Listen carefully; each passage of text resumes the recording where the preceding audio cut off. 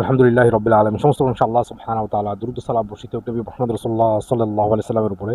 আমরা আসবাব দিয়ে সমস্যার সমাধান করতে যাই, অথচ আল্লাহ সুবহানাহু ওয়া তাআলা আমাদের মাধ্যমে আমাদের সকল সমস্যার সমাধান করে রাখছেন।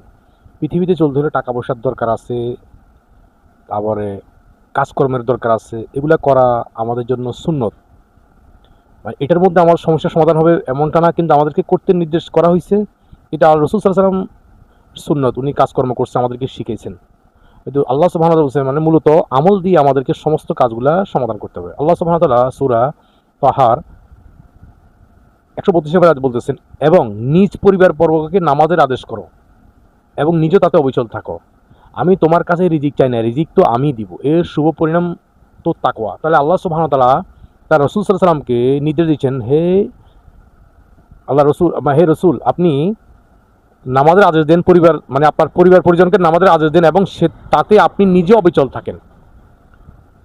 আর আমি আপনার কাছে রিজিক চাই না, মানে আপনি আমাকে রিজিক দিবেন, এটা আমি আমি আপনার কাছে চাই না। আর আপনি আমাকে কি রিজিক দিবেন? রিজিক তো আমি আপনাকে দিব, এর শুভ পরিমাণ একমাত্র তাকওয়া অর্জন, মানে ফরজগারির জন্য। তাহলে আল্লাহ সুবহানাহু ওয়া তাআলা আমাদেরকে শিখেছেন যে নামাজের মাধ্যমে আল্লাহ সুবহানাহু ওয়া তাআলার কাছে সকল সমস্যার সমাধান রাখছেন এবং যে রিজিকের উৎস আল্লাহ সুবহানাহু ওয়া তাআলা এই নামাজের মধ্যে রাখছেন। আমরা মনে করি যে অমুকের সাথে সম্পর্ক রাখলে বা এই টাকার মাধ্যমে বা আমার এই চাকরির মাধ্যমে আমার সমস্যার সমাধান হবে, ওগুলো করতে নিষেধ করা হয় না। তবে আমাদের বিশ্বাস থাকতে হবে যে আল্লাহ সুবহানাহু ওয়া তাআলা আমলের মধ্যে আমাদের সমস্ত কিছু নিহিত রাখছেন। আমি আমার এক কাস্টমারের একটা ঘটনা বর্ণনা করি। সে আমার কাছে আসছিল, বলে যে ভাই আমাকে ৮,০০০ টাকা দেন। আমি কেন? কথা ২ ঘন্টার জন্য। তা আমি জানি ২ ঘন্টা সে দিতে পারবে না। আমি গুরুত্ব দিলাম না। তো মনক্ষুণ্ণ, পারলে কিছু বাকি নিয়ে যান, কিন্তু দিতে পারতেছি না। তো পরবর্তীতে এসে ১ সপ্তাহ পরে আসছে, আবার আমাকে বললো যে ভাই আমাকে ৮,০০০ টাকা দেন ২ ঘন্টার জন্য। আমি কথাটা মনে রাখছি। সে গত সপ্তাহে আমাকে বলছে ২ ঘন্টার জন্য টাকাটা দেওয়ার জন্য, কিন্তু আমি দিই না। কিন্তু সে এখনও দিতে ব্যর্থ। তো সে বলল যে আজকে যদি আমি ৮,০০০ টাকা পাই, তাহলে আমার সকল সমস্যার সমাধান হয়ে যাবে।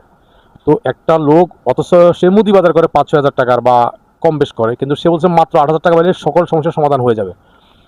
তো আমরা মনে করি যে আমাদের এই একটা সমস্যা আছে, এটা যদি সমাধান হয়ে যায় বা আমরা করতে পারি এটা, তাহলে আমাদের সকল সমস্যার সমাধান হয়ে যাবে। ব্যাপারটা কিন্তু আসলে এমন না। আমি একটা ঘটনা বলি, ২০১৩ সালের ঘটনা। তখন আমার দোকানের এমন অবস্থা, আমি দোকান ছেড়ে দিতে বাধ্য, মানে আমার আর দোকান করা অসম্ভবপর।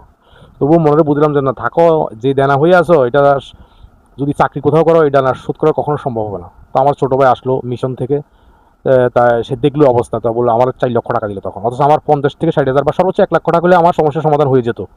কিন্তু সে আমাকে ৮ লক্ষ টাকা ৪ লক্ষ টাকা দিল প্রথম ধাপে ২-৩ মাসের মধ্যে।